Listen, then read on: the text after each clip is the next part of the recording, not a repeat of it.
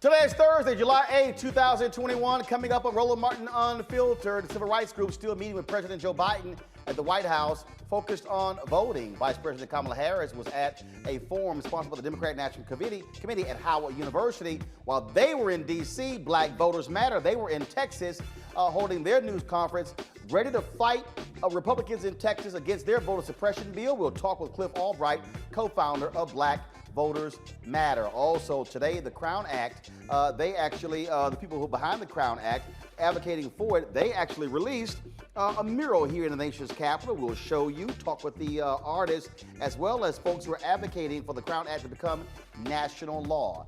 Terry McAuliffe is blocking the black candidates from getting the Democratic nomination. Well, that's what the former governor of Virginia, Doug Wilder, said, but also he also talked about why is he supporting a candidate who he called to resign after the photos came out of him in blackface.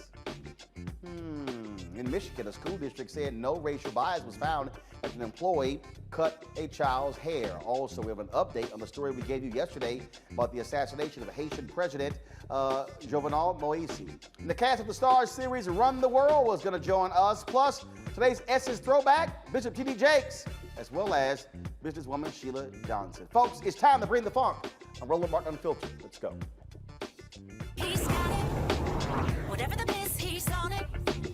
Whatever it is, he's got the scoop, the fact, the find. And when it breaks, he's right on time and it's rolling. Best believe he's knowing. Putting it down from sports to news to politics. With entertainment just for kicks, he's rolling. It's on go, roll, roll, y'all. It's Roland Martin, yeah. Rolling with Roland now. He's funk, he's fresh, he's real, the best, you know he's Roland Martin now.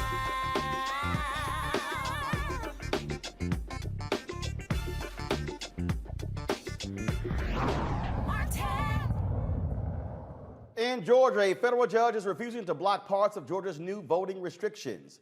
U.S. District Court Judge Pete Boulay says the last-minute changes to voting procedures will confuse voters for next week's runoff elections. Voting rights advocates requested prohibition of the state from enforcing sections of the new law that involve observation of elections and the new deadline for requesting absentee ballots. Well, while that is happening, Texas Republicans are backing, trying to move forward with their voter suppression bill in that particular state. They've already moved forward with another bill. It's going to be a special session called by Governor Greg Abbott that is filled with a number of different issues that, again, deal with the issue of voting restrictions. While that is happening, of course, civil rights leaders are meeting right now down the street from us at the White House with President Joe Biden. Vice President Kamala Harris was at Howard University today with a DNC held an event focused on the issue of voting rights. Joining us right now is Cliff Albright. He's the co-founder of Black Voters Matter. Joining us now from Texas. Cliff, all the Republicans are backing off of actually making a couple of modifications, which includes cutting polling hours on Sunday and wording that would have made it easier for judges to overturn an election. Y'all still say that this is absolutely the kind of bill that should not become law in Texas. Absolutely, Roland. It's still got a number of horrendous provisions in it. Even those provisions that they've taken out, they're not even being honest about how and why they've taken it out. They've acted like they don't even know how those provisions got in there, particularly the one talking about making it easier for a judge to overturn an election. And so you really can't trust anything that they say. But again, there's still provisions in there that criminalize mistakes for helping a voter to vote. There's still provisions in there that criminalize the actual elected officials for sending out ballots to folks that to get their vote by mail ballots. There's still the provision in there that allows election observers to come in to have basically unfettered access to the polling place as people are voting, including the possibility of video recording people as they're voting. And we already know that Republicans were using this to recruit. There's Republicans on video that were actually using that provision to recruit, saying that they wanted to have an army of thousands in the polling places. So we know what they're going to use. This is old school Jim Crow intimidation factors at the polling places. So there's still, and that's just the tip of the iceberg, there's still literally dozens of provisions in this bill that they would pass that would still make the worst voter suppression bill in the country, on top of the fact that Texas is already the hardest place to vote in the country. it's nothing but straight up Jim Crow, and this is nothing. This so-called special session is just what we call a suppression session, because the voting bill is actually just one of 11 horrendous bills that they are trying to consider in Texas, even as they're going through an emergency, energy emergency that months ago had people freezing, and right now has people burning up. But that's not even included in the so-called special session. It's nothing but a suppression session, and we and our partners in Texas are going to fight it with everything that we have. Folks, you and Latasha and others with Black Voters Matter, y'all have been doing the work for a very long time. You have, of course, calls from the White House President Joe Biden to do more. That's what he actually said in Tulsa. Latasha, your co-founder, she tweeted this earlier today. Let me get this right. Y'all want us to do more work, registered more people, and turn out more voters. The last time we did that, we got attacked and now have fewer voting rights. Please explain the logic of why do we have to bear the burden to do more only to get less. Again, the DNC had this particular event today at Howard University featuring Vice President Kamala Harris. But the bottom line is simple. Unless President Joe Biden gets in the face of Senators Christian Sinema of Arizona and Joe Manchin of West Virginia, we're going to be stuck with the Republicans who don't give a damn about bipartisanship passing these onerous bills all across the country. Yeah, and unfortunately, it looks like that Biden is basically throwing in the towel, right? They're now talking about that they want to have a campaign talking about I will vote. That's the name of the campaign. Kamala Harris talked about it today. Vice President Harris talked about it today at Howard University. But that's putting the burden of dealing with the voter suppression on the backs of the very voters that risked our lives, literally risked our lives in order to give them the power to deal with this. So we didn't put them in power so that they could then turn it back on us and say, well, I guess y'all got to work harder to vote. I guess you activists got to go out and work harder to organize folks. Like I just tweeted out a little while ago, this isn't Bagger Vance or the Green Miles. We're not some magical Negroes that you just call up and ask us to work some miracles because you are unable to do your job. The White House has got to use everything that they have at their disposal, including pressuring or using carrots on Manchin and Sinema. You know, a few months ago, Biden did a statement on one of these networks. He did an interview where he said that he would be open to modifying the filibuster. But now all of a sudden that's out the door. He never actually presented a proposal saying, not just am I open to it, here's my demand. Here's my proposal on how to change the filibuster. Make it happen, Chuck. Make it happen, Joe Manchin. He never did that. He just kind of out there acting like he's the innocent bystander in this. That's not what we need from somebody who had 40 years of Senate experience. Don't come to me or in our organizations trying to get us to solve a problem that you're supposed to have the experience and the power to deal with. And you have that power because we gave it to you. Make it happen or just be prepared for the consequences. But you can't count on us or ask us and demand us to just out-organize the voter suppression. That was not the remedy after slavery and Reconstruction to just say, oh, go out and I will vote. You know, you had to deal with systemic issues of racism and Jim Crow. And if they're not prepared to do so now, then he's not really serious about saying, as he said in his congressional speech, that he wanted to see these bills passed as soon as possible. Here is Vice President Kamala Harris speaking today at Howard University. These laws create obstacle upon obstacle.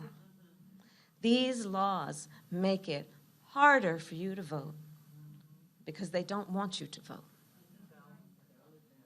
And so I will say again, your vote matters. Your voice matters. Your will matters. Your desire for yourself and your families matters. And regardless of who you are, where you live, what party you belong to, your vote matters. Your vote is your power. And so I say, don't let anybody ever take your power from you. Don't let anybody take your power from you, especially the power of your voice. We will not let anyone take away our power. And that's why we are all here together today. We're not going to let that happen.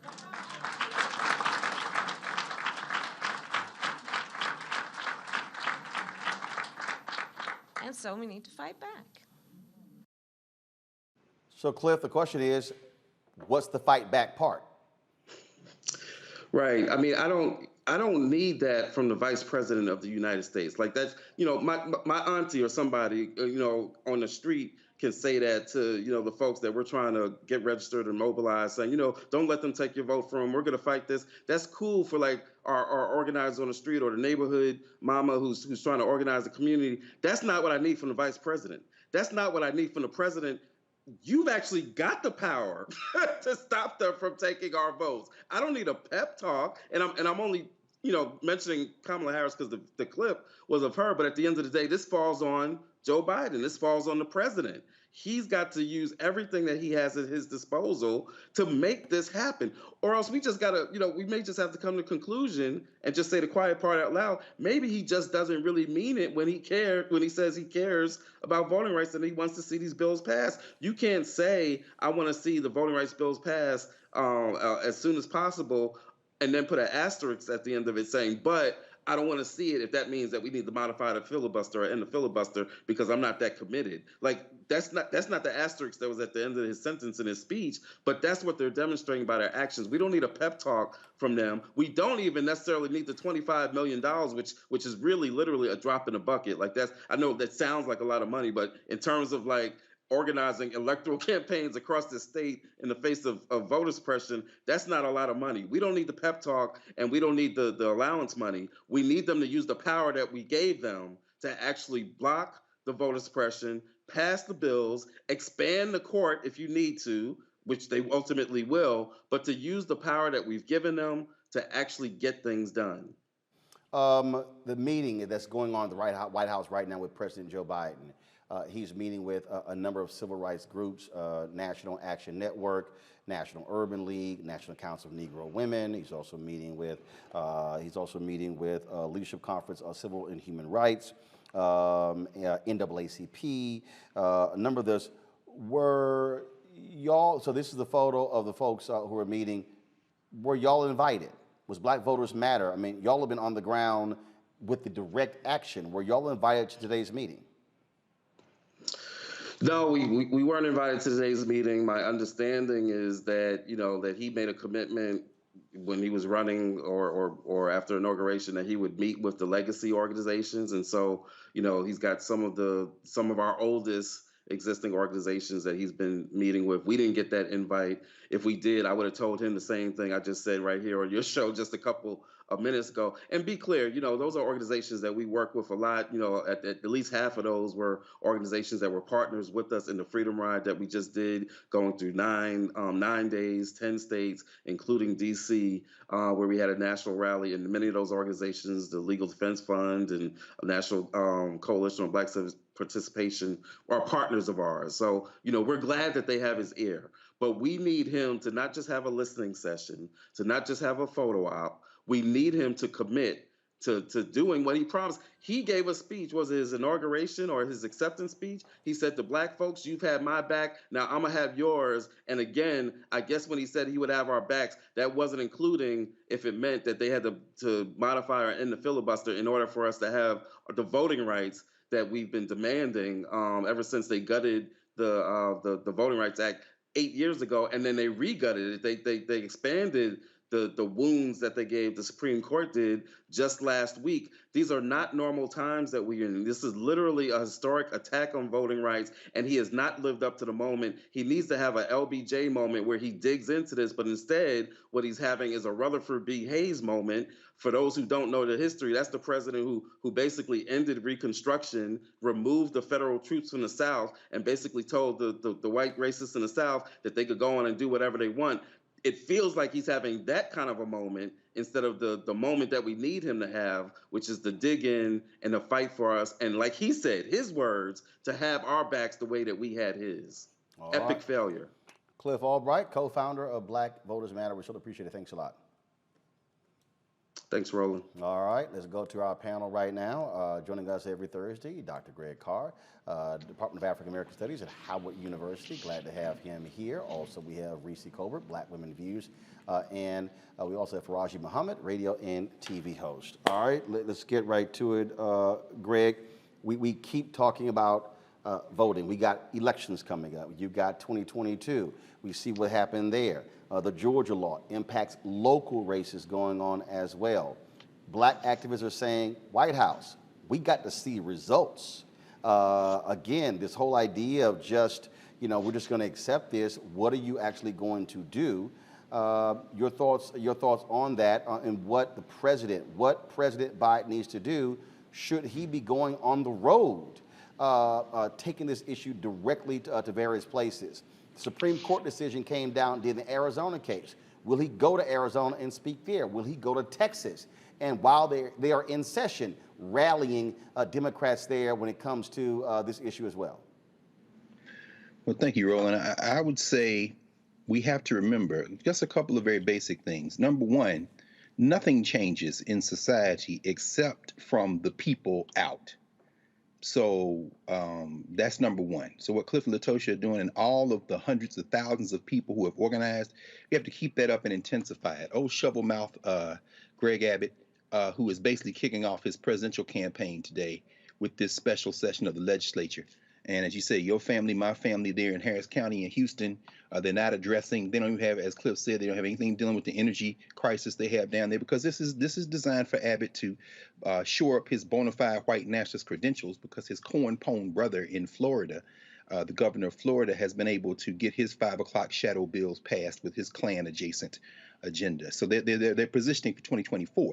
But remember that, number two, politicians are not your friend. So that Rosa didn't sit for a politician to fly. These people are tools. We can like them, we can not like them. That's beside the point. And so we have to understand that Joe Biden was never committed to our agenda. Our agenda is different than Joe Biden's agenda. Our job is to stand him up and force him to do what we need him to do. We need to break his back as well. And that extends, of course, to a sister who's a good sister, but she is a politician, the Vice President of the United States. Using Howard University, renting out the Howard brand, which is increasingly popular these days, only intensifies the idea that individuals somehow are stand-ins for institutional power.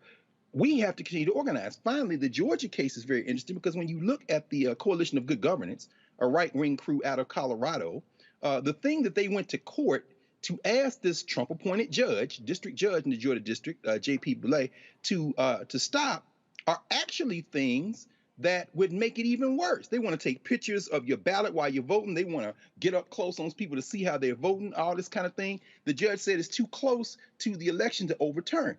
We have to understand that, unlike Reconstruction, unlike Jim Crow, when we had to literally fight to get to the ballot, you can put all the mother may I rules in place. We need to follow all those rules while they're in place, overflow the ballot box. We need to continue to put pressure on politicians. And then when the politicians get in, we need to tell them, hey, we like you personally. After this, we'll have drinks. But right now, I'm going to break your political back. We have to be smarter than to treat politics as if we're watching an episode of The Real Housewives or House Husbands or something or other. Reese, what you're dealing with here is, again, the president, he's meeting now with legacy civil rights groups. Yet, the folks who are providing a lot of the energy on the ground, Cliff and Latasha, Black Voters Matter, Until Freedom, and others, not invited. Is it a mistake for the White House to sort of say, well, we will meet with the legacy civil rights groups, as opposed to the folks who you need on the ground putting the work in?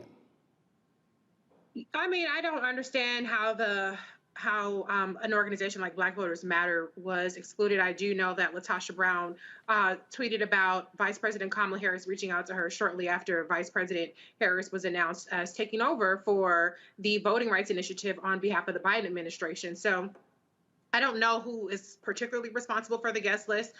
It does seem like an oversight or a slight. I don't know which one it is, but they do need to hear from a more diverse group of Black organizations, not just the legacy organizations. But I think that the interview that you just conducted with Cliff is a prime example of the challenge that Democrats face. The bottom line is that people don't want to hear about the filibuster. People don't want to hear about the political realities of not just Joe Manchin and Kristen Sinema, but the Democrats that are hiding behind those two senators who also don't support the filibuster reform. And so I understand the frustration, and I've been saying that Democrats are going to have to deliver results irrespective of how much headwinds they're facing from Mitch McConnell, how much obstruction they're facing, because people don't care about the particulars of how things do or do not get done. But with that being said, I do think it's important what they are doing right now. As Cliff said, $25 million, a drop in the bucket. I do agree with him on that point. But I do think that the thing that we saw that was most effective in 2020 was the fact that voters knew the onslaught of voter suppression tactics that we were facing, and we showed up and showed out anyway. Voter education is a very critical part of our civic engagement. People don't even understand that the Congress is a co-equal branch of government to the White House, which is a co-equal branch of government to the judiciary. There are basic civics understandings that people lack. People need to know all the rules, as Dr. Carr just said, and know how to follow them. And so that is a key component that has to be addressed. You can put in a place for the People Act that's not retroactive. It doesn't. It may not even get past the John Roberts, Gorsuch, Comey Barrett court at this point, in Kavanaugh court. It's stacked. And so you cannot just only tell, do something in the Senate. You have to have an all of the above approach. And I think that that's what the White House is signaling there. I don't think that they're signaling that they're throwing in the towel. I think they're signaling that we need a multi-year long voter education effort, which I wholeheartedly agree with. I'm sick of them trying to crash a whole bunch of things into the last 2 months of an election and show up and say, okay, this is how you guys do stuff. We need to have continual voter education. I think that is an important part of what they're doing right now. 25 million is a down payment.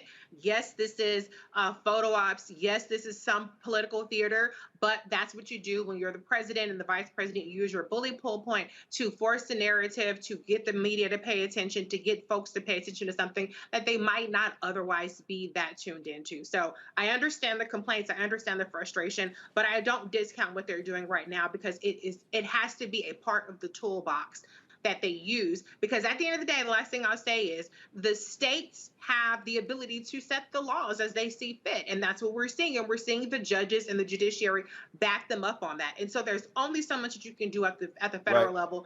But what they do have at the federal level is resources. And that's what they're putting a down payment on with this $25 million. Well, Not enough. It needs to be $250 million, but it's a down payment. Well, Faraji, what people are looking for, they're looking for Democrats to fight. They're looking at Republicans who are flexing their muscle left and right. They want to see Democrats actually show some gumption, step up, and swing. Hey, look, that's the big thing and that's one of my biggest frustrations, Brother Roland. The fact is that we do not see Democrats going blow for blow with the Republican. You know, I have great respect and admiration for Michelle Obama, but a lot of times we have rested on that principle that she said that when they go low, we go high. They're not thinking high. They're thinking power. They're thinking control. They're thinking about the legacy of their agenda. We have to go blow for blow. Now, I want to just say something of what Reese said in terms of voter education, which I think is highly important. Civics 101, the whole nine. But let's put it where the goats can get it. Why aren't people voting? Because people do not believe in the American, quote unquote, the American experiment. People have lost hope in this country. We saw what we saw on January the 6th, and you would have thought that even after such an abrupt, obvious situation as that was, that there would be people just, there would be some level of accountability, some high level of punishment. We all would say, well, if they were black, it would have been happened different. And look at what happened. Very little accountability, very little punishment. So people are seeing a country constantly going on a decline, which is why people aren't voting. It's not that people don't care. It's not even that so much that people don't understand the power, especially when you're talking about black youth and brown youth. It's just that people are essentially have lost hope in this country. So when we're talking about voter registration, voter suppression, and voter empowerment, let's get on a very fundamental level. Do people believe that this government has and will do what it needs to do to protect the interests of the people? Do people believe in democracy anymore? Or are people looking for something else? And last quick point, when Frederick says power without a demand power won't concede to nothing without a demand. What is the demand? If you are talking to civil rights legacy organizations, what is the demand? It's a demand to just say, hey, we want to have our right to go to the ballot box, to cast our vote. Got it. Or it's the demand that there has to be something else. There has to be an activism level. There has to be a political a component to it. But most importantly, you got to talk about raising the hope of people. Well, I want to bring in former Virginia Governor Doug Wilder. We're going to talk to him about another issue. I do want to get his thoughts on this very issue here. Governor Wilder, look, this is not hard. Republicans play hardball. They want to take Democrats out. They will do whatever they can to win. It seems Democrats want to play patty cake. They want to sit here and play jump rope. Can we all get along? They the only ones, Democrats only want to talk about bipartisanship here in the nation's capital. And I'm sitting here saying, if you know you are fighting a thug, you might want to fight like a thug with a thug, because they are not trying to play nice.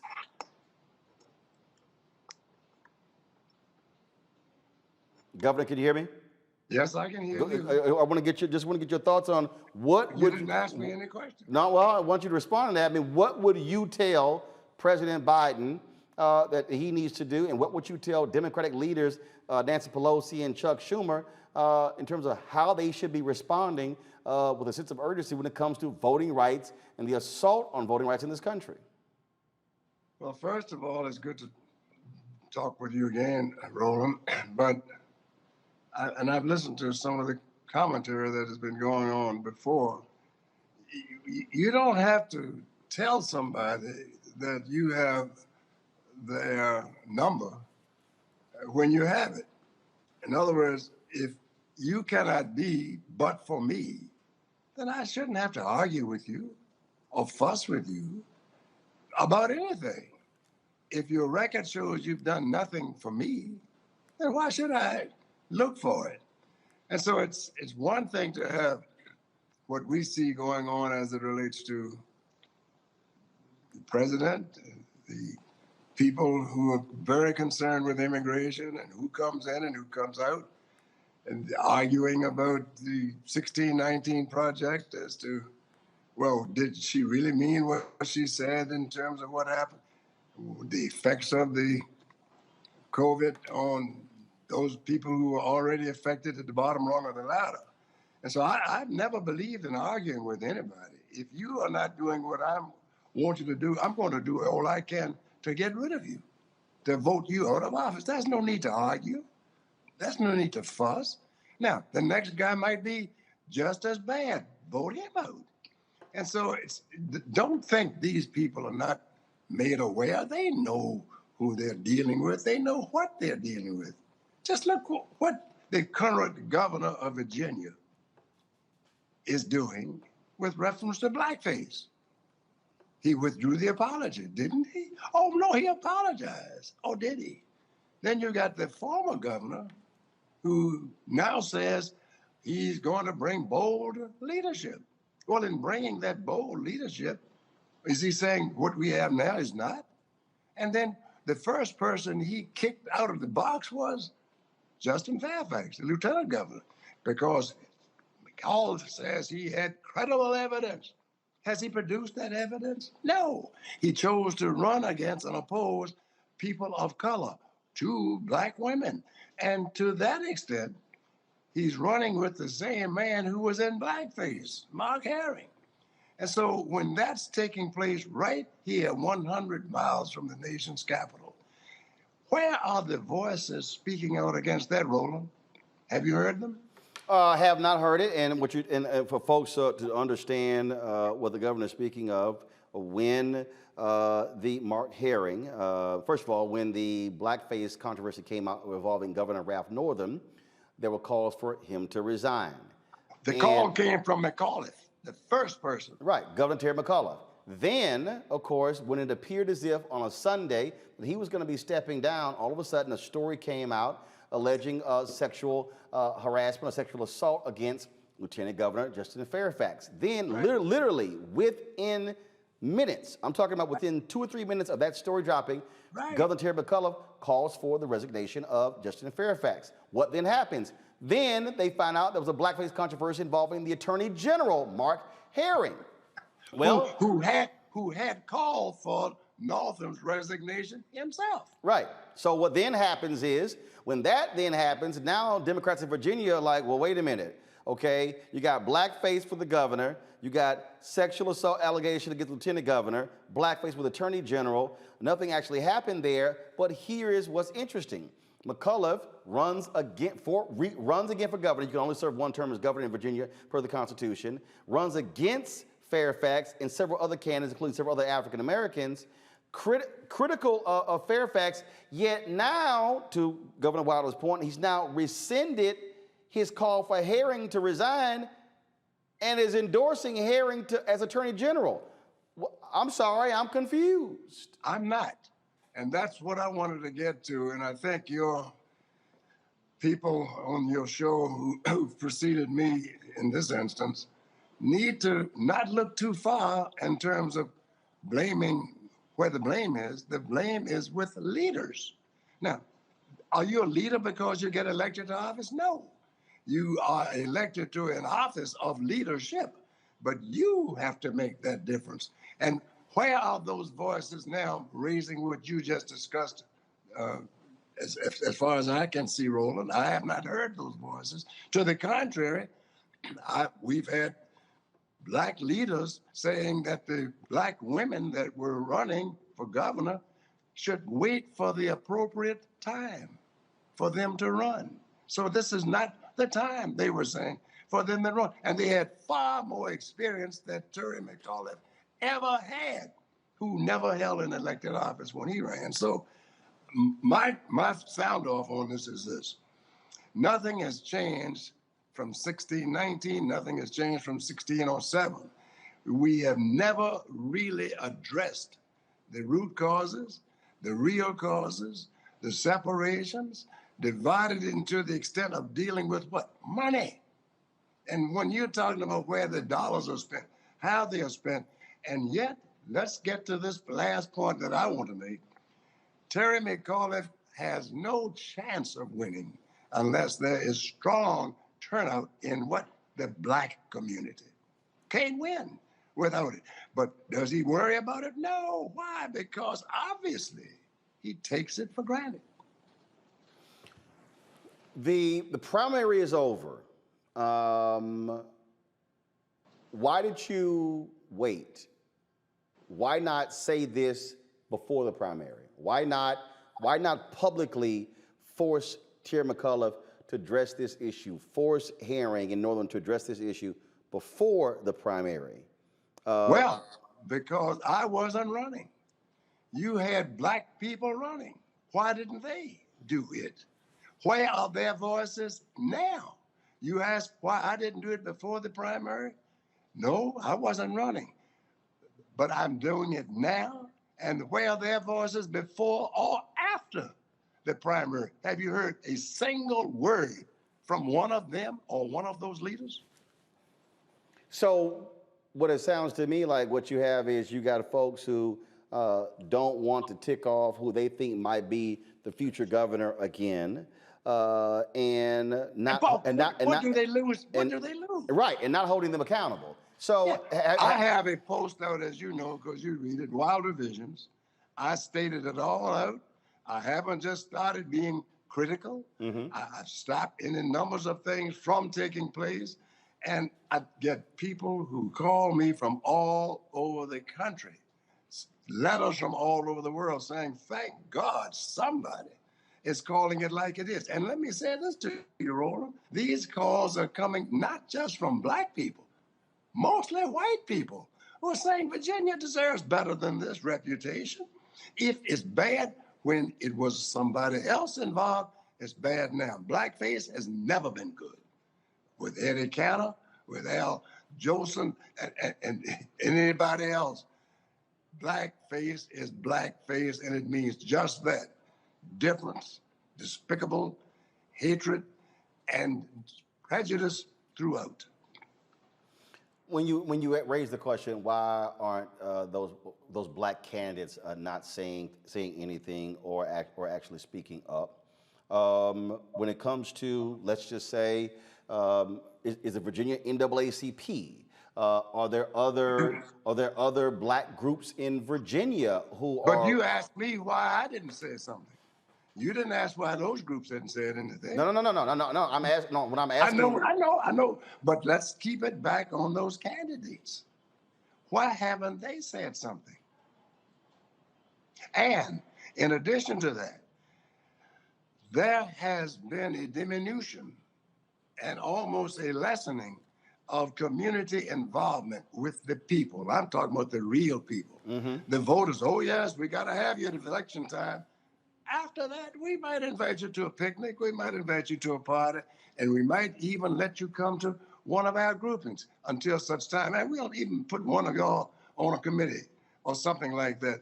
The question is, the NAACP groups, fine people, good people. I was a registered agent for the one in Virginia taking Spider Robinson's place when he left. That group needs revitalization. All of our groups need community support. They need community support, but you cannot and should not ever, and I know you don't, eliminate the responsibility that's reposed in those who are there in elected office, black people who are there. Why have they not spoken? And so one of the things that we have done, we have reached out to Terry McAuliffe to get him on this show. He did come on my TV One show when he was governor. I used to, I couldn't find, actually I used to have his phone number, but then I got a number that got lost, and trust me, I'll be tracking it down, because the questions deserve answers. Because if you are a person of integrity, and if you call for someone's resignation before, then you should be sticking. You should be sticking with it, and publicly saying you should not be running again as Attorney General. Exactly. And likewise, when Justin Fairfax, who's not been indicted, nor charged with any crime, and yet I couldn't say the same thing about Mr. McAuliffe. And yet he asked people to give him the benefit of the doubt, to believe in due process of law. And the governor of any state has the responsibility to uphold the law. And one of the prime things to do is to uphold the presumption of innocence. He determined that Justin Fairfax was guilty and has yet to show anything that would make you, me, or anyone else believe that he had evidence to show that. If he had it, show it. If you didn't have it, say it. But be person and man enough to own up to what you do and what you say, because all of us are not going to forget. And one of them you're talking to right now. I take it you haven't heard from Terry McAuliffe. Well, yes, he did call me shortly after he announced and said he was going to stop by. He wanted to chat, and maybe we could have a beer or something. I said, no, we'll meet at my office if we talk about anything. I haven't heard a word from him since then, nor am I asking him to come by or to call me or to talk. He knows who I am and where I am and the things that I stand for. And I will not ever forget the people who elected me to serve. They had confidence that I would represent them. I hope I have. And I haven't forgotten that I have that responsibility still in me. Well, you certainly are always welcome to come on this show. All you got to do is call a brother, and when you want to come on and say your piece, just let me know. We'll make that happen. So there's always an open invitation for you, Governor Wilder. Even though, you play at that little youth group, it's all good. You are more than welcome to come on this Alpha show. You have always been there for the people, Roland. You and I have had a great relationship during the time we've known each other. That is never going to change. God bless you. Thank you. And I will be back. Yes, sir. I appreciate it. Thanks a lot. You take care. All right. Thank you very much. Former Governor of Virginia, Doug Wilder. Go back to my panel here, Reese. What you heard Governor Wilder say, I mean, is important. That is, if Terry McAuliffe running for governor, if you call for a hearing to step down the blackface scandal, you call for Fairfax to step down, how all of a sudden now you run against Fairfax and others to be governor of Virginia again, and then now you're endorsing Herring to be attorney general. We call that being a hypocrite. Yeah, it's being a hypocrite, but that's also politics. I mean, Herring won the primary. I'm not quite sure what we're supposed to do about this information now. I mean, like Well, he actually, McAuliffe run. He well, won. no, He right. won the primary. He won it overwhelmingly in a state that's 19% black, over 1.6 million black people, and he overwhelmingly beat out the three black candidates, two black women who would have made history as the first black woman governor in the entire United States. I was supportive of them. Higher Heights was supportive of them. So I mean, I respect Governor Wilder. Don't get me wrong, but the primary is over and done with. So I'm just not exactly sure what we're supposed to do with this information Actually, other than to actually, be like, no, actually, yeah, actually, he's no, full of shit. no, actually, I think what he's saying is, McCullough, why didn't you have the guts to say this before the primary? Why didn't? I agree. So that's really what he is saying and challenging him. I think that's what he's doing. So I mean, I get it. I get it, but I also think it's a moot point because he already won the primary. And so I think what we have to do as black people is there are so many states where black people have a sizable amount of voters where we could get a black senator, we could get a black governor, and yet we don't. And part of that is voter suppression and disenfranchisement and things like that. And part of it is also just the political calculations that sometimes we make. It takes a white man to beat a white man, or it takes a white man to beat a white woman, or whatever the situation may be. So I'm not trying to turn this back on black voters when it's about Terry McAuliffe, because Lord knows I do not like to defend white men. That's not my ministry whatsoever. But I do think that, at the end of the day, the voters, a large number of them black, made their decision. We as black voters at some point have to say, we want that representation in the people that are running and put our support behind them. I think anybody who said that Jennifer McClellan or Jennifer Carroll Foy should have waited their turn, they announced before Terry McAuliffe announced. So that's really stupid to have that kind of attitude towards it.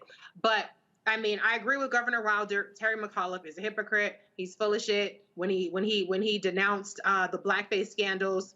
But like they say, it's show business. That's politics. And like you said, I think Dr. Carr, actually, you said it in this show. They're not your friends. They're there for politicians, and that's really I'm just like failing to muster up any kind of outrage behind this. I'm sorry. Greg? No, Reese's right. I mean, let's be crystal clear about it. One thing I will say at the onset, though, about Lawrence Douglas Wilder at 90 years old, that generation ain't having it. Let's be very clear. So you got to understand, when you get close to the end, you look back and say, you Negroes about to pay the same dues. You know how you slip that in there? I want y'all to understand, there's a name, he name checked somebody that went right by probably most of our ears. He said, I took over NAACP. I was arrested for them. I took over for Spotswood Robinson. Y'all go look up Spotswood Robinson. Everybody talking about Thurgood Marshall. Y'all go look up Spotswood Robinson. I'm going to leave that there. But my point is this. So that's number one. Number two, Reese just said it. Politicians not our friend. Look, Terry Slick Oil McAuliffe with the Clintons. We're going to talk about Haiti in a minute. We could tie McAuliffe to that too. Terry McAuliffe ain't never been nobody's friend. This is what Terry McAuliffe did. He decided, I'm going to win the governorship the day I'm going to go after Ralph Northam. And by the way, Ralph Northam, 2025, wait for it. I am after Northern threw Justin Fairfax under the bus to save his ass, and that was his white boy cabal. They got up in there in Richmond late in the night and said, how we gonna survive this blackface? Let's throw this out. Check out what Governor Wilder said. And look, in Massachusetts, California, I want you all in North Carolina, please investigate this. They baked Justin, and then they made a deal. Come on now. This is all that's going on. And guess who else got threw under the bus immediately with the two sisters, with Foy and McClellan? Meaning what? Ralph Northern is a racist. Did you hear what the governor said? He said, oh, I apologize. He said, really? Did you hear that? And you know what he just did? He just trolled brilliantly, because you know how old black people do it. He just trolled everybody. They may invite you. They had a little picnic. They may even put you on a committee. That was to the whole Congressional Black Caucus. That was to the Vice President of the United States. That's for all you Negroes that make T-shirts out of politicians and wear them around like they somehow kind of damn freedom fighters. And that's from a man who was the governor of Virginia, then the mayor of his hometown, Richmond, who's sitting at 90 years old and said, I give no Fs, I have no chill, and McAuliffe may have won the primary, but you about to mess around and lose the governorship because you've got that percentage, Reese just said, almost a fifth people in Virginia black, and they know who you are. They might stay at home. And at that point, you got the straight clan running the government. We need to understand. Listen to what he just said. Faraji. You know what? And I'm so happy that and Dr. Carr mentioned this, but I want to throw another piece in it. First, I really appreciate the fact of the testicular fortitude of Governor Walker. Just simply because you are right, Doc. When you get to a certain age, you don't give a damn. After a while, I mean, he's been doing this for a very, very long time.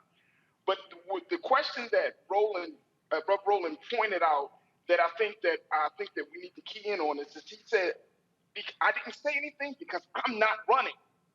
Right. The man is 90 years old.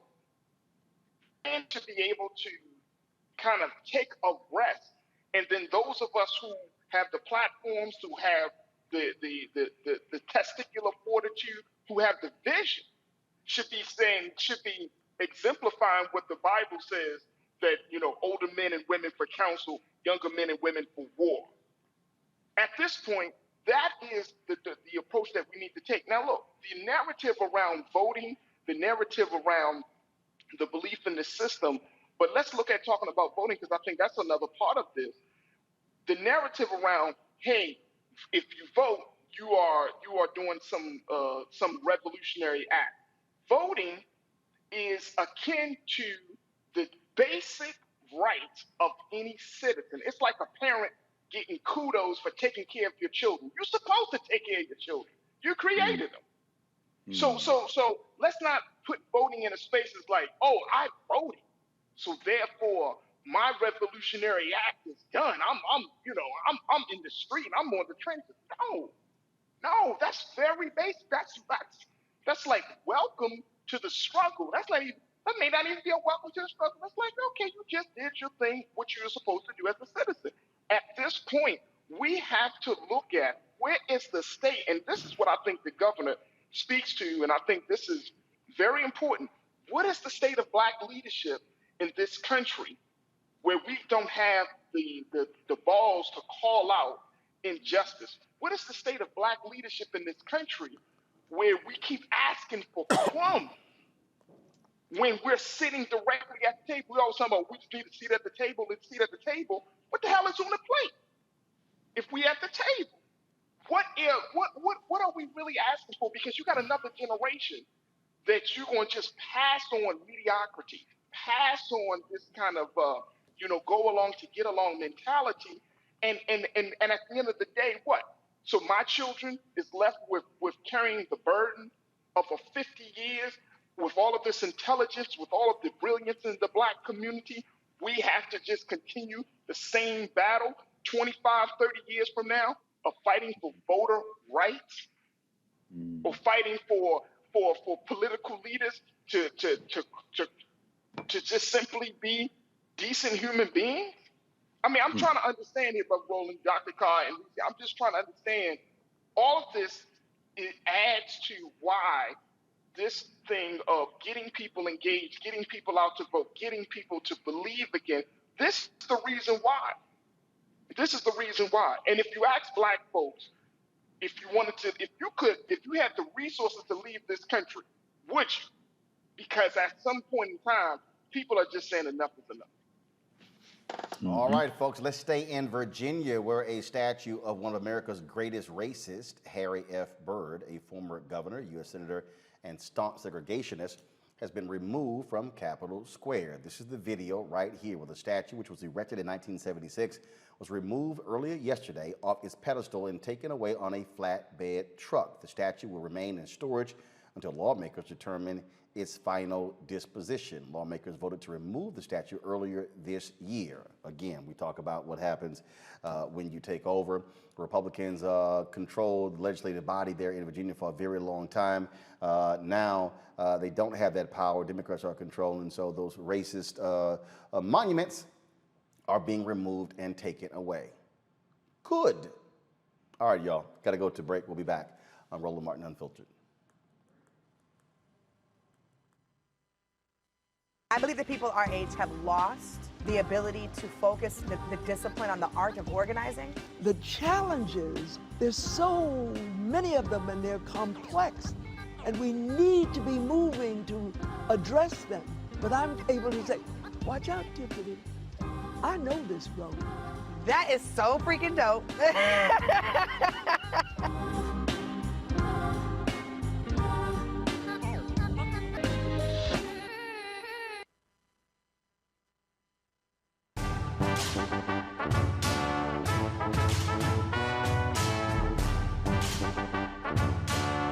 Setting off our freedom ride for voting rights.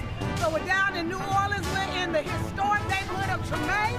Everybody is a freedom rider. Even if you're not getting on the bus, you're still a freedom rider because you on this bus on this journey that we are taking towards voting rights and liberation. What's going on, Mississippi? We are the heart and the belly of this movement.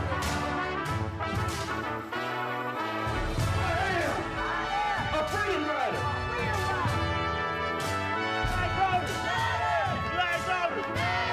Freedom riders. We had about 4 or 5 folks who were either freedom riders or in the lunch counter sit-ins. We had local organizers. Day 3 of the Freedom Ride. When we flex our collective muscle, we will always win. Can you imagine it? Will you fight for it? Welcome to Rock Hill, South Carolina.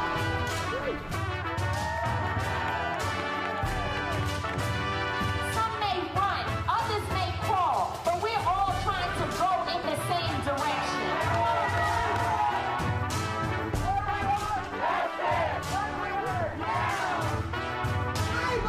I believe that we will win. I believe that we will win. West Virginia got something to say. This is what it's about, and everybody making a demand that we want the For the People Act passed. So we're on our way, y'all. Next stop, going to Richmond, Virginia, and then it's on to D.C. You're not here where you're at! I am here and now pass the torch and pass the flame. And now, we're in D.C. We are deadly serious and laser focused as we make our demands, and we say we want the For the People Act, and we want it now. You are founders of a new nation and a new platform. Stand in your radical reimagining of the world.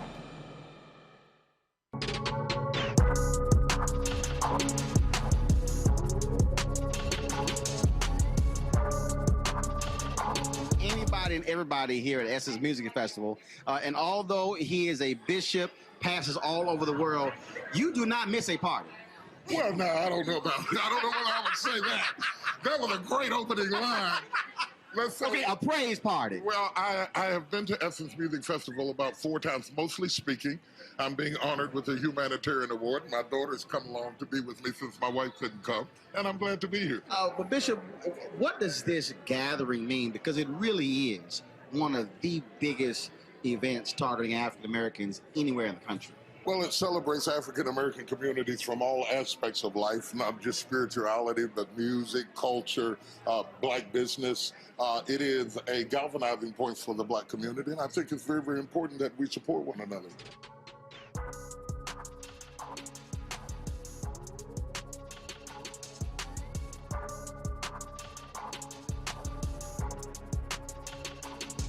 Don't forget, you want to check out the 2021 Virtual Essence Festival. Go to essencestudios.com, essence.com. And so we certainly appreciate Coca-Cola partnering with us in all of that. No, Bishop Jakes Foley, you know he ain't afraid of no party. I mean, he ain't got to be all holy. He ain't nothing wrong. First of all, wasn't Jesus at a party when he turned water into wine? I'm just saying. It's all good, Bishop. All right, y'all, an update out of Haiti. 7 people suspected of killing the nation's president are dead, and 6 are in police custody. 2 are believed to be Haitian Americans. According to a senior Haitian official, one of the men was possibly a former bodyguard at the Canadian Embassy in Port-au-Prince. Folks, President Jovenel Moïse and his wife were ambushed at their home early Wednesday morning. The suspects are described as highly trained professional killers. The arrest took place in an upscale neighborhood outside Port-au-Prince. Folks, since the assassination of Moise, the country has been in a state of unrest. Gunshots can be heard across Port-au-Prince. The First Lady was flown, First Lady Martine was flown, she was injured in the shooting, was flown overnight to Florida, to Fort Lauderdale Hospital, where she's in critical but stable condition. Interim Prime Minister Claude Joseph is calling for the United Nations to hold a Security Council meeting and for the international community to launch an investigation into the assassination. Greg, you shared some thoughts about the turmoil going on in Haiti online. Want to share that with us? Oh yeah, brother. Yeah, your colleague in the black media, in the media, Karen Hunter and I were talking about it. I mean, let's be very clear. Those talking points that we heard from Claude Joseph were probably typed up in Washington at the American Embassy. He and the guy Ariel Henry, who Moise tried to appoint a couple of days before he was killed, both them guys been vetted, man. I mean, Claude Joseph was on faculty here. I think he got his PhD from the New School in New York. He was on faculty in the United States and in New York at one time. Ariel Henry is an MD. He was supposed to be the prime minister. He was the one who was in charge of the cholera response, which was disastrous in Haiti. And he is he was after being vetted by the Organization of American States, which is another client organization. So when you hear this guy stand up and say, I think the UN, the Security Council met today, the OAS should be involved, and then the United States, Anthony Blinken endorses him, that lets you know that that's the first layer you got to peel back. These guys ran up in Pétionville. Pétionville is the most secure place in Haiti. That's overlooking Port-au-Prince. That's where the president lives. That's like you walked up in the most secure. It's like you walked up in Beverly Hills or the Bill Gates house, knocking on the door talking about DEA. Who knows whether they were DEA? Moise got enough enemies so that anybody could have killed him. But don't believe for a minute that the United States wasn't either monitoring or aware of the danger the man was in. Finally, this, and here's where it really is important. Understand that the United States is Haiti's largest export partner, that in 2019, Haiti did $1.3 billion in exports, and the first things they exported was knit, crochet, accessories, and clothes. Levi Strauss got a big factory down there. Understand that the business interest goes on unimpeded, and whoever's in charge of Haiti has already been aligned by these companies and by these countries who have decided that this will be in our best interest. So look for this. Look for some form of occupation. Either the UN gonna go in, the damn president of Colombia talking about the OAS should go in. Yeah, the president of Colombia where the narcos use Haiti to push the cocaine into the United States, because that and sex trafficking and child trafficking are two of the underground biggest economies in Haiti. This is criminal business as usual. We have to stand with Haiti and stop acting like these flags mean something and don't believe nothing the United States government says, or for that matter, the white-facing mass media. Faraji? Yeah, I mean, I'm looking. There was a report that just came out, Brother Roland. CNN had just put it out that among those detained in the assassination of President Moise, one may be American. A gentleman by the name of James Solanges was part of the group, according to what they're saying. And they asked, when CNN asked whether the suspect was an American, the elections minister, Matthias Pierre, said that so far that's the information that they have on the situation. So listening to Dr. Carr, and look, I know that without a shadow of a doubt, there's American hand involved in this in some way, shape, or form. The question is why, and that is going to be the big thing. But I think that at this point, that we should get our boldest and our brightest and our blackest minds to come together to figure out, what should be the destiny of Haiti, and more importantly, how do we make sure that the people of Haiti are empowered? How do we connect with those who are trying to get Haiti into a better space? Just like we have those organizations that are doing work on the ground here, there are organizations that are doing work on the ground there, and we should be able to connect.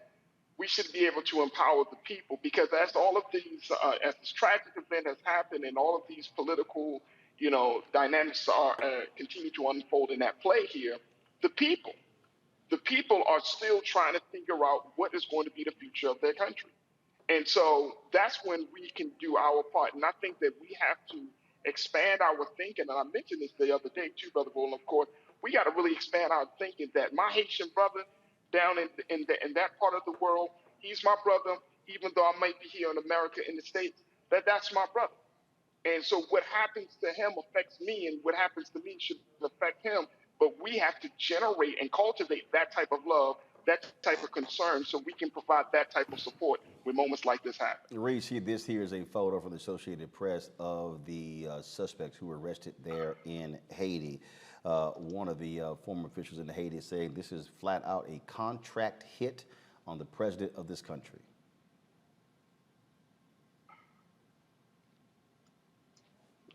Reese? I'm sorry, it broke up a little bit there at the end for me. Yeah. Yeah, I mean, obviously, as Dr. Carr said, something had to have broken down significantly for anybody to get access to the Haitian president in order to pull off an execution and unfortunately even injuring the first lady. But I'll be honest, I'm not well versed enough in the history, the very complex history of Haiti. I completely defer to Dr. Carr and Faraji on this. Dr. Carr, I did get a chance to check out your interview with Karen Hunter. I thought it was amazing. So I'm not gonna sit up there and talk out my asshole and just say something because I'm on the panel. So I'm just gonna go ahead and defer to those who are more well versed on this, because I'm not a very conspiratorial person by nature, and so I'd rather those who are more versed on this do the speaking than me. Well, y'all know on this show we are huge fans of Gerald Horne. Last he was on, Gerald's got about 35 some odd books. He's got a new book out on boxing, and we're going to show you that interview very soon. But I do want you to know that there's a great book that he has out called Confronting Black Jacobins, the United States, the Haitian Revolution, and the Origins of the Dominican Republic. This is the book here. Y'all go ahead and zoom in. And so while you're zooming in, y'all already know Greg got a copy of the book, so he can go ahead Greg can go ahead and give us the book review. Greg can go ahead and give us the book review. So if y'all want to have an understanding of Haiti, you got to go back to how it all began. See, I told you. Go ahead and show it again. Come on, Doc. Come on, bring it out. Look, these books right here, all those books on that shelf, that's Gerald. That's just Gerald. So you're right. All those books, that's just Gerald. That's right. So Greg, just go ahead and give us a book synopsis of Horne's book on Haiti. Let's just look in a thumbnail, and we can keep this very short. That island of Hispaniola, the one Columbus visited, Spain had, then France tried to take it from. That eastern third, the western third is Haiti. The rest is the Dominican Republic. At one time, that was one place. The Haitian Revolution, the Haitians the Africans there tried to free the whole island. And for a minute, they had it. There shouldn't be a Haiti in the Dominican Republic. What Gerald is tracing is that Haiti, to the point that Faraji raised, Haiti is still paying today for what it did in the 1700s and 1800s to overthrow what happened to them. And so what we're seeing today is a series of stooge governments that are propped up by external interests, finance capital, the global north. And what Gerald traces in that book and in another book he wrote called Cold War in the Hot Zone on the Dominican Republic is that a lot of the tensions, that's why I say you can't trust the white press. When they start talking about Haiti is the poorest country in the hemisphere, why? It's poor because you set it up to extract value. And once those Africans revolted, you surrounded them and said, you will never get out of this. And every time they've tried to come out of it, you've either assassinated, the last presidential assassination in Haiti was 1915. And what happened? The United States sent the Marines in and occupied Haiti for 19 years. That's why I say you look for the past for what they're about to do next. They are going to come in and invade. When Aristide came out of the slums to Port-au-Prince with Lavalier and them, they disqualified them from elections so that he could never come back after they had not one, but two coups to put him out. The first one, shout out to Terry McAuliffe, was under the Clinton administration, who then go in with the Clinton Global Initiative and they criminal enterprise so they can racketeer off of what happened. So they disqualified that party in the last two elections, which is what have brought an entertainer, Sweet Mickey Martelly, as the damn president of Haiti. And then after him, this guy who they called the Banana Man because he was a businessman and the corruption was running so thick that they couldn't even control it. This guy who then gets assassinated in a hit that somebody knew about, because at the end of the day, as Gerald begins in that book to trace, Haiti has been all about the thing that brought us here and having this conversation in English: profit. We were never meant to be full human beings in this criminal corporation called settler colonialism. And until we understand that, I should say one other thing, because Faraj, you brought this up, brother. I know I won't go too long. But the reason that picture was taken with those guys who were in the hit, the reason they burned those cars that they drove in, the reason they delivered the other ones to that Haitian police force, which is a whole work of art in itself in terms of problems, is because through it all, the people of Haiti have said, you can prop up governments, you can neglect the ones we want to vote and put in office, but we will never stop fighting for a better society. So while they writing in the paper that there's no government in Haiti, the fact that they delivered those cats, those were the dudes on the street like, we don't even know, we don't even like this president, but guess what? You killed the president, y'all did it, snatch them, put them there. What's the next? You will never defeat Haiti. And if we were smart, we would understand that we have to stand with Haiti because the fight they're fighting is the same fight in a different way that we're fighting against that shovel-mouthed Greg Abbott of Florida, against that disheveled governor, shovel-mouthed governor of Texas, that disheveled governor of Florida. We are fighting the same fight. These people never wanted us to be anything other than the help. And the minute we moved, they moved against us. You better wise up. The Haitians are us and we are the Haitians. So I told y'all Greg can go ahead and do that book review. My bad. In the absence of Gerald Horn, so couldn't get Gerald on the phone, but that's fine. Greg can just stand in. All right, y'all. Again, the book is confronting. Is it Black Jacobins? Is that it? I think they usually say Jacobins. But since it's French, we don't care. We can say Jacobins, brother. You know, a Texan would say Jacobins. Yeah, Texans say, well, I say Jacobins. I don't know, maybe we'll call it something else, but what the hell? I'm gonna call it Jacobins. The United States, the Haitian Revolution, and the Origins of the Dominican Republic by Gerald Horn. And as I told Gerald, I probably have sold more Gerald Horn books than anybody else by having him on the show. And Gerald did say, he said, yes, because of you, I've sold a lot more books, and so we support that brother. All right, y'all, today, the nation's capital, that was an event that took place celebrating the Crown Act. Crown Act was actually on Saturday. It was the second anniversary.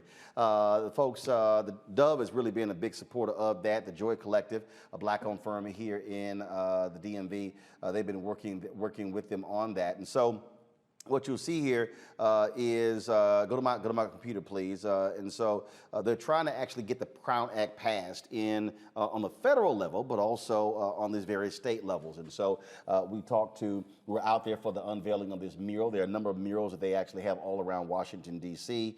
And so you see the action they have here. You can actually go to their Twitter feed to check that out. But Candace Taylor, who is an artist here in the area, this is what the mural looks like right here, folks. It's a photo of it. We had a chance to talk with her about her work, about this mural and what it means. Guys, let me know when that is queued up for the interview with Candace. And so go ahead and roll it. This is my conversation with Candace. All right, so we want you to explain for us the mural, inspiration behind it. How did you, let me just sort of extend this. That way, when you're talking, I can actually extend it. Okay, all right, take us through this. So yes, this is the piece. It's called Crown. This piece was inspired by images of Black girl magic, Black joy, looking at images of Black women and women of color in just full confidence, high poise, full glam. I just wanted to elevate Black beauty in a way that just felt like attainable for everybody. I wanted anybody who, I'm a Black woman, you can look at this and see a bit of yourself in it, or if you love and care for Black women, then hopefully you can see a bit of someone you recognize or someone special to you. I wanted this piece to be relatable. I wanted it to be bright, vibrant. I wanted it to radiate energy and give it back to this community that this work lives in. Candace, I don't see no brothers.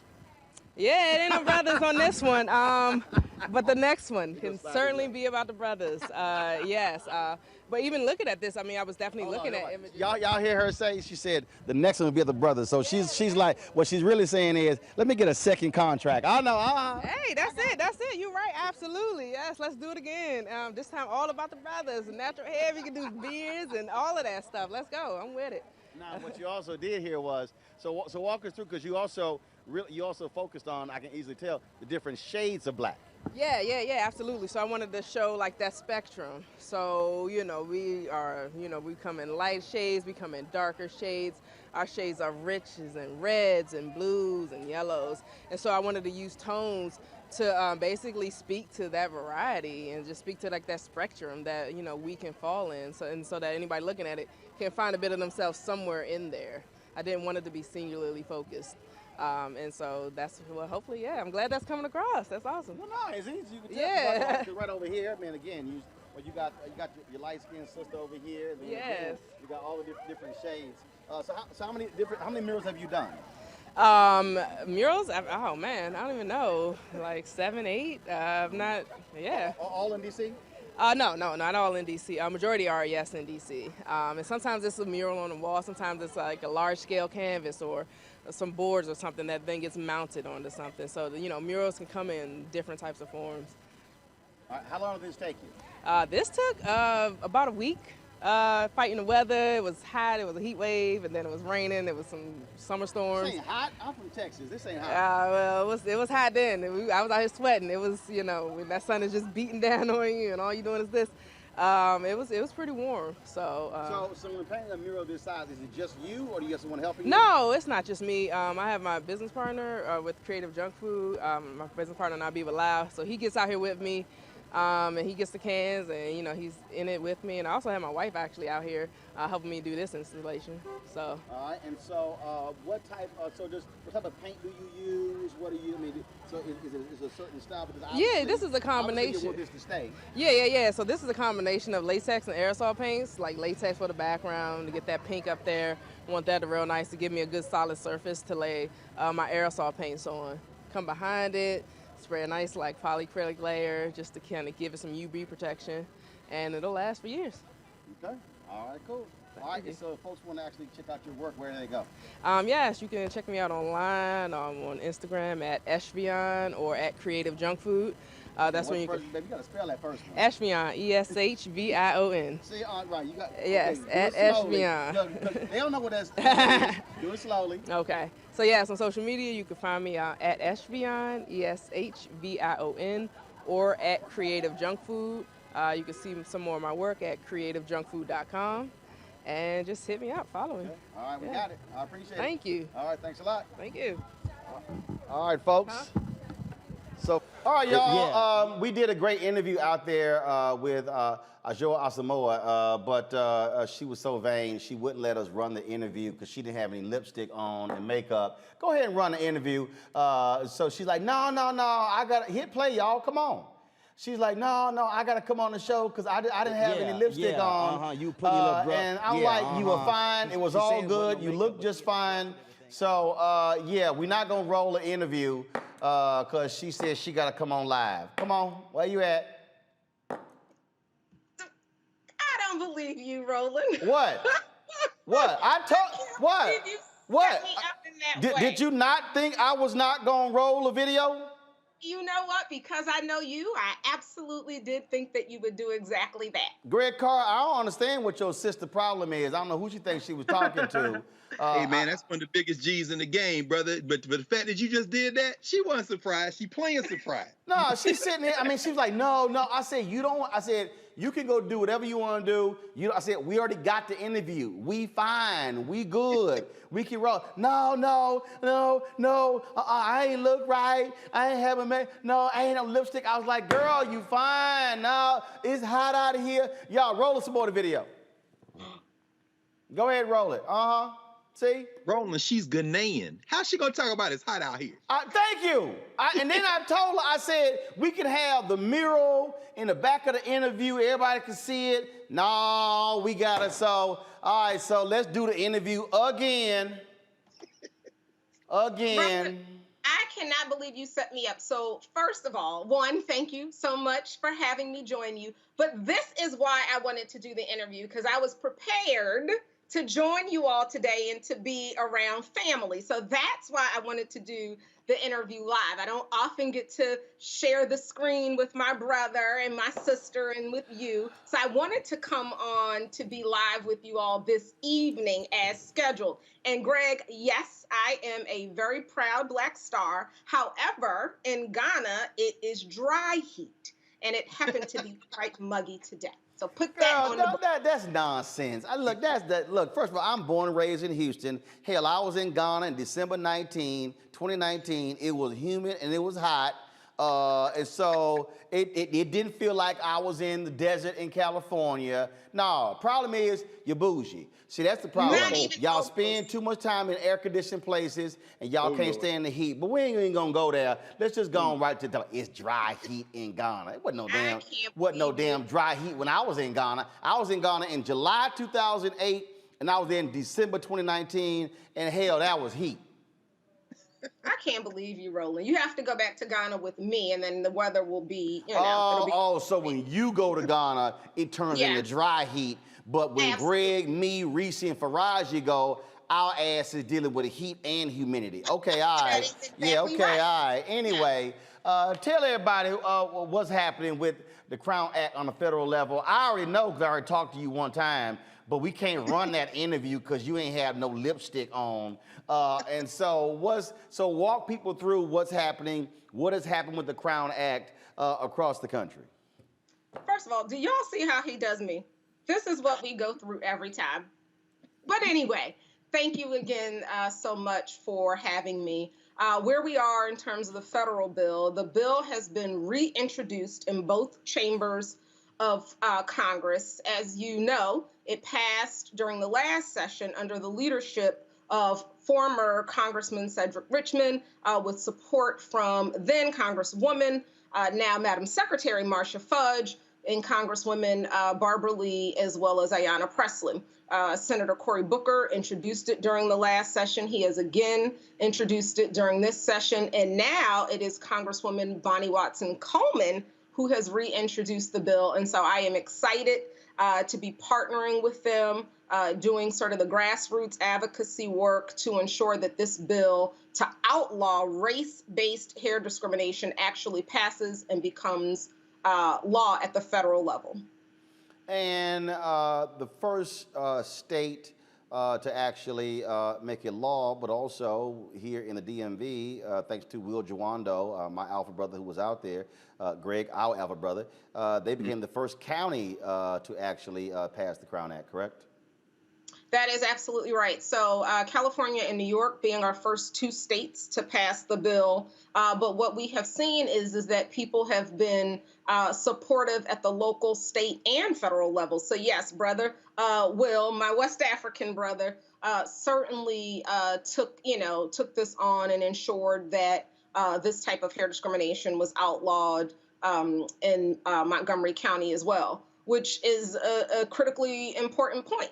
Because while this movement is certainly Black women-led, I am proud to have developed the legislative strategy for this movement and to lead this movement on behalf of the Crown Coalition, working alongside my amazing, small but mighty squad, including Kelly and Orlena and AC, as well as Marcy and Melanie, the sisters who, when we developed this strategy, we worked together since the very beginning. So it is certainly Black women-led, but because we know that Black women, Black men, Black children, we are all inextricably linked, you see that brothers like Will, and as well as, again, Senator Booker and former Congressman Cedric Richmond, they are also introducing this bill and supporting the movement. Because as you know better than, perhaps anybody, this issue of anti-Blackness is pervasive. It is global and it must be challenged. So what we are doing essentially is to really control this narrative around standards of beauty.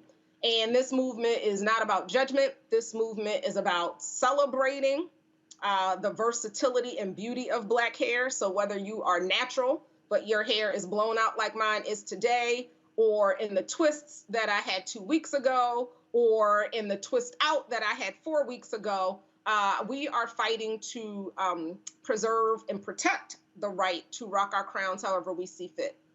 And speaking of that, folks, this story out of Michigan where a school employee who cut a biracial girl's hair without her parents' permission and in violation of school policy will keep her job. The Mount Pleasant Public Schools Board said it did not uncover any evidence the incident was motivated by racial bias. They acknowledged that cutting a student's hair on school grounds was a violation of school policy, but the employees had good intentions when cutting the child's hair.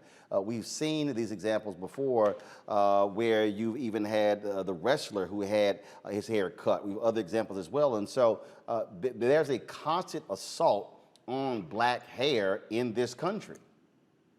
That is absolutely right. As I think about the work that I've done, again, at the local, state, and federal levels, I am thinking about a beautiful girl, Faith Finity, sent home literally in tears because she wore beautiful braids that were deemed a violation of school rules. I am thinking about a boy, and I use that language very intentionally because we know words matter. And the adultification of black children is something that we should probably talk about on another show if you ever have me back with my lipstick on. Yeah. We have seen in a boy, now a young man who is in college, but DeAndre Arnold, who testified with me on a panel for the Crown Act in Texas, being told that he could not participate in his graduation ceremony because he wore locks, which for him, given his father's heritage and his heritage, is a display of ethnic pride. And to your point, we were talking about another boy, a student wrestler, Andrew Johnson in New Jersey, who was forced to make a decision no child, nor adult should ever have to make. And that is to decide on the spot with people looking at him and cheering him on to make a decision that no child should ever have to make. And that is to forfeit a match that you earned the right to participate in, or to have your identity attacked and your locks cut. We are seeing this across the country. This is not new. While we certainly have done something historic in terms of advancing this anti-hair discrimination legislation, this issue has been around since we've been here. We can go back to Louisiana where they said, you got to cover your hair. Okay, cool. We'll cover our hair and it'll still be fly, because you cannot do anything to get rid of black beauty. So this movement is really part of a larger movement that really challenges this, these Eurocentric standards of beauty, and that really looks at the African aesthetic and lifting and celebrating that, and to ensure that our children are not in these school climates and cultures where they're, where they're not nurtured, and instead they are told that essentially that the way that your hair grows out of its head is wrong, and so that our people are not in working environments where, again, these Eurocentric standards of beauty are reinforced. We know that this impacts the upward mobility of the individuals and the families that are impacted. And you're talking about folks being fired, having offers of employment rescinded, being passed over for promotions because of my hair. Yeah, nah. Questions, Reese, we'll start with you. Hey sis, so good to see you. And you look beautiful without your lipstick. Don't let Roland give you too much of a hard time. No, I was trying to tell her she looked fine. Nah, I got to put on some lip. Thank you, sis. Listen, I relate because I got to have my lipstick on too, but you did look beautiful. But anyway, I just want to thank you for your advocacy. I was there at an event for Essence Festival, actually, where you were, instrumental in this. So this has been a years-long fight that you've been on. And I really want to hone in on the impact this has on children. I mean, we've seen cases where parents have had to move their kids to other schools as a result of hair discrimination. Can you just kind of just speak to the how disruptive this hair discrimination truly can be? And even if you're not the person that's being discriminated, if it's your child, if it's your spouse, how this is really impacting people who might think like, well, I don't wear locks, so what does this have to do with me? Or I don't wear my hair natural, what does this have to do with me? But it really is truly disrupting the lives of Black families throughout the entire country. Absolutely. Well, thank you so much for the question, sis, and for always lifting other Black women who are doing work. So I just appreciate you separate and aside from this, and you know why. So I wear a couple different hats as it relates to this conversation. I'm proud to be the, all things racial equity champion who developed the legislative strategy for this movement on behalf of the Crown Coalition, co-founded obviously by Dove and the National Urban League and others, and, includes so many of our Black organizations. Roland, you were talking about our legacy organizations, all part of this Crown Coalition that is pushing for this legislation to pass. But one of the hats that I wear is as a clinician and as someone who started in K-12 education, who has earned licenses as a pupil personnel worker, a psychometrist, and I'm still a licensed behavior specialist. And I share that only because I have witnessed the harm that negative school climate and cultures can do. And I know the psychological impact of being told that the way that you were born is not okay. That is something no child, no adult, nobody should have to endure. And so the damage to one's self-esteem can be long lasting, and your perceptions of self-worth can be impacted all in ways that simply shouldn't exist. So when you talk about the psychological impact of, you know, seeing these images, being bombarded of images that say that you must conform, we are saying, actually, no, we are not. And we are going to outlaw doing that. And so for, you know, people are like, I can't believe there's a law for this. And I'm like, well, you know, we have to outlaw a lot of things. And so, yes, we are fighting across the country to ensure that our people are not on the receiving end of this. And it's not just a shift in policy, but it is also a shift in culture. And so there are several people, too many to name, who are also helping to lift the work and to really change the narrative around beauty, with you being one of them by elevating the work. So as someone who has lived in the village with dry heat, Roland, then I can say genuinely that, yes, this absolutely takes a village. And again, just shouting out, you know, Kelly, Orlina, AC, Marcy, Melanie, the sisters who have been there since the very beginning, wearing our respective hats, whether it's PR or marketing or creative or strategy. Just proud to work with the sisters to help do this work. Faraji. So, Sister Joa, first and foremost, thank you so much for your work. I have a, you know, I've talked about this on my radio show, The Crown Act, here in Baltimore, Maryland, because it came up in our state legislature, and you know, it was a big conversation.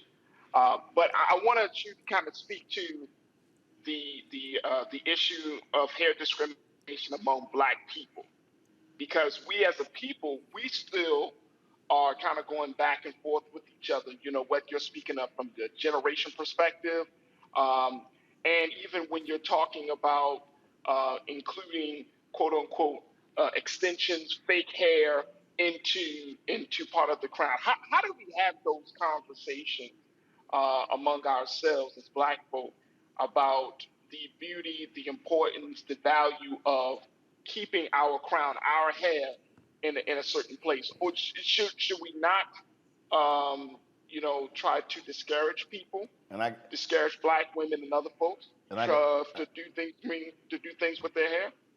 90 seconds. I need a short answer. Good, Greg, a quick question, because I got next topic, but go. Absolutely. So let me go as quickly as I can. One, again, this is not about judgment. This is certainly about preserving your right to rock your crown however you. What happened? She froze? Did we lose her? I think we froze. Whoa, her Skype froze. I didn't cut her off. I tried to tell you, I ain't cut her off. But yeah, her Skype, you still. I shut down a part, by the way. Okay, is she back? I'm here. Okay, yeah, whatever. Go ahead and finish. Go.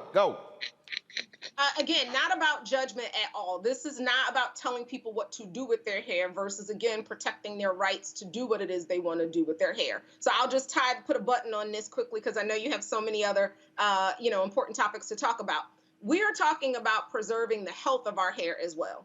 So you are talking about, you know, having these standards of beauty that say you should chemically straighten your hair and use chemicals, things that would require you to essentially go and perhaps go master's degree in chemistry, or to constantly heat your hair. All of those things are problematic. We are not interested in having people tell us that we must conform to these standards of beauty in order to be accepted. We have self-validation, self-love, and we are elevating Black beauty throughout. Greg, she took all your time, Greg.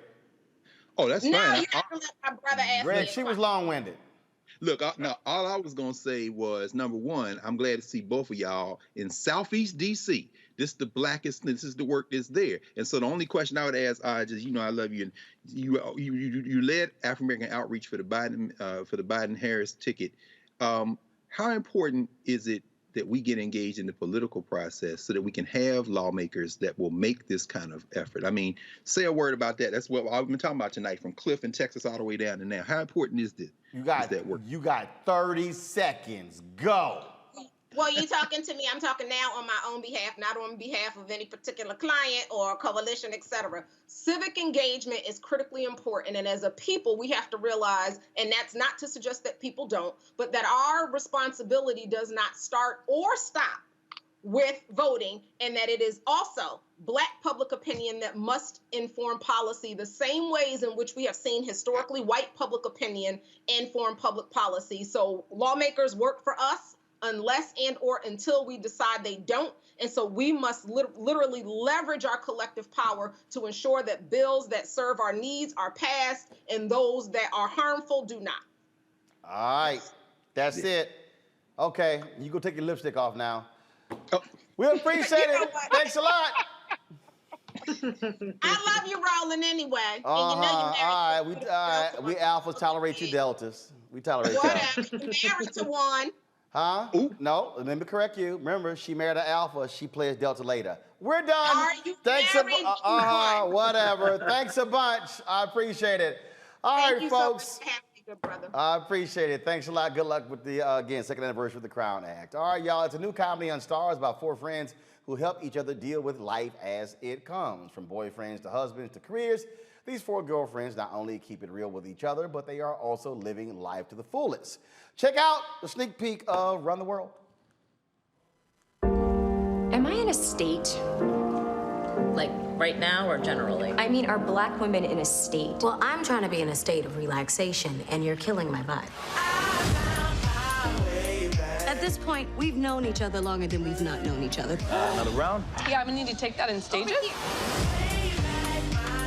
You hit the birth jackpot when you were born a Black woman. Hallelujah.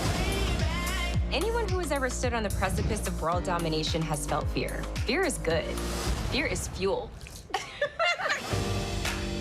Ola is literally the first and only person that I have ever been with. I've experienced so little. As your friend, your soon-to-be divorced friend, I get it. I know we agreed to keep it civil, but we both can't keep living here. Sometimes you look up and life is different. Well, I've been with My thesis advisor, which could get him fired and me thrown out of school. Reinvention, that's the game. This weekend, I am a Black girl gone wild, and I will do anything I want. Anything. I am just trying to blow off some steam. So if you could just let me. Sometimes you just gotta jump off the cliff. Nobody ever talks about what it feels like when you're falling. What makes you think the next time you jump, you're gonna fall instead of fly? I am a woman phenomenally. I heard Donald Glover's gonna be there, and I feel like he missed out on dating me when he lived in New York. He's like married with 3 kids. Girl, like married is not married.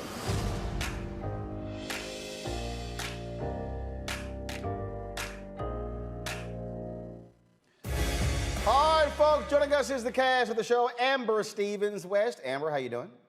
I'm well, thank you. How are you? Doing great. Andrea Bordeaux. Hi, I'm so great. How are you? Corbin Reed.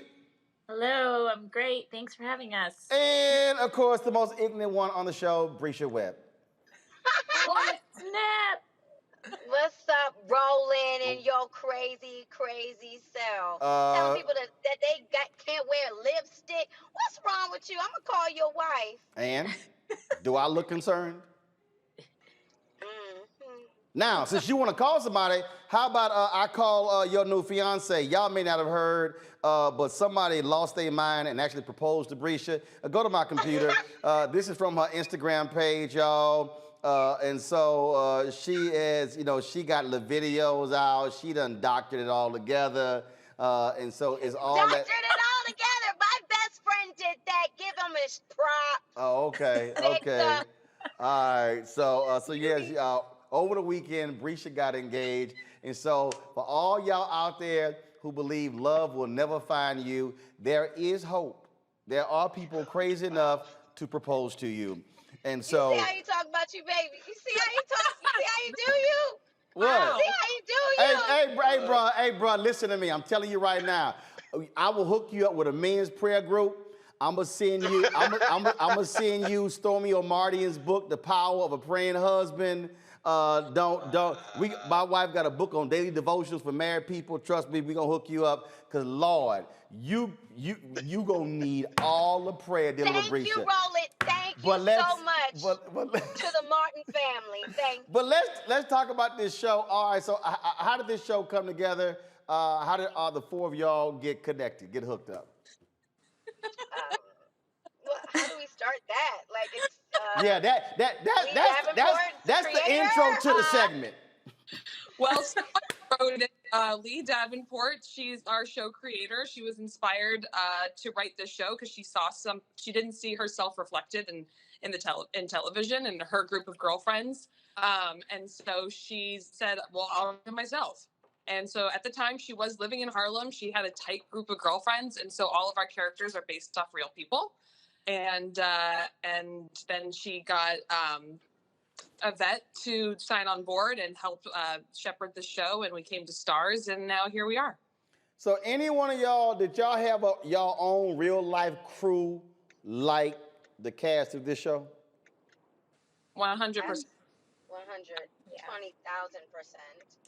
And we're that for each other, which is really funny. Yeah. So you have, obviously, you have the creator based upon real life, but how are you infusing your own sort of crew experiences into the show, helping them as they put it together? Miss Bordeaux, you can speak to that. Well, I really haven't been infusing my own experiences with my friends into the show. I've really been relating to my character through my relationship with the rest of the women that I'm working with Brisha, Amber, and Corbin, and using the friendship that we've been able to develop over the last year as really my inspiration for Ella. As far as Ella's individual experience, I definitely can relate to where she's coming from in terms of her career setbacks and her setbacks in romantic relationships, and just feeling like her relationships or her confidence has been shaken, and how she really leans on her friends to kind of like lift her up as she's navigating this new career landscape that she's experiencing. Corbin? Yeah, I was just going to say, I also feel like Lee and Yvette even were very, they did a great job casting four women who are very close in real life to who these characters are. And they also were very, thoughtful about like curating events to sort of observe us and letting actual elements of our personality while we were filming the pilot, socializing, spill over into what they wrote for the rest of the season. So, there were definitely moments where we were like, oh, I think I said that at one point when we were all hanging out, or, they took us to karaoke and there was a karaoke episode. There were just like little things that came out about our real personalities in real life, and even the way that we interacted with each other socially that ended up in the season. So that was probably smart. Good research. Brisha, no shock, you're the most extra one on the show. No shock. Talk about all too well. Talk about your character. I mean, Renee is a lot like me. My middle name's Renee. The character description was a Chihuahua in heels. I have a Chihuahua. I wear heels all the time because I'm 5'2". So I relate wholeheartedly to Renee.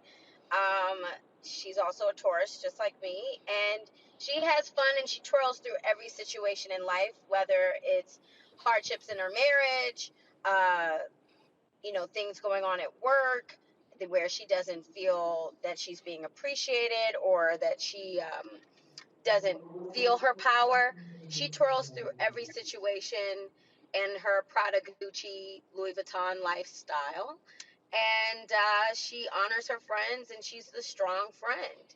And she's also cracking in the seams, and that's what I love about all of the women that are on this show. We're complex people. We have great careers. We're living successfully in Harlem, and we also have our real lives that are troubling our lives as well. So that's Renee. I mean, she's a black woman living free in the world, honey.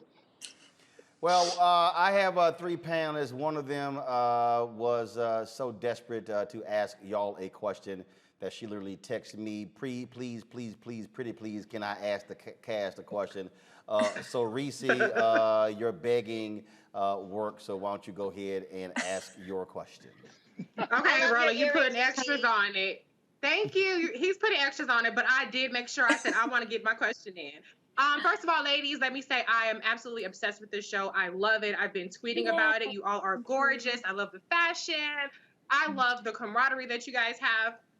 It's interesting though, one person tweeted to me and they had this like long tirade about, oh, representing Black women and Black women, blah, blah, blah, blah. And it was just going into this big rant. And I was like, whoa, it's a sitcom. It's like a dramedy. It's 30 minutes. That's not their responsibility to represent all Black women in this kind of relationship or that kind of relationship. Anyway, I'm talking fast, obviously. My bad. But my whole point is, how important do you think it is that this show is kind of representing that you guys represent a group of Black women that are friends, but you don't necessarily make it a point to try to represent all Black women? Because so many shows nowadays are trying to like hit the checklist of all the points that you have to be a representative of the Black race. And I don't see that in your show. I just see a really, really authentic group of Black women being free or not so free in some of your cases, some of your characters, but just really living your life authentically and with all these great layers of complexity. What do you think, was that intentional to not try to represent all Black women, but to really hone in on these characters and bring those characters to life? Yes. I mean, I'm just offended that why do Black shows have to have every representation of every Black person? Like, that's impossible. Do we see that on Sex and the City? It's a lot of pressure. It's a lot of pressure to put on a Black show and on Black creators, and it's unrealistic. I mean, the great thing about our show is, and I've had Black women come up to me and be like, I actually feel seen for the first time ever. I think we're showing Black women supporting each other in positive, strong female friendships. I mean, we've all seen the franchises where we're at each other's throats, right? This is where we're supporting each other, and it's beautiful. And these are women that the creator, Lee Davenport, knows. They're culminations of women from her life. Each of us has a piece of somebody that she knows. So, it's too much pressure to say every Black woman isn't represented on this show. That's unattainable and impossible to do. Yeah.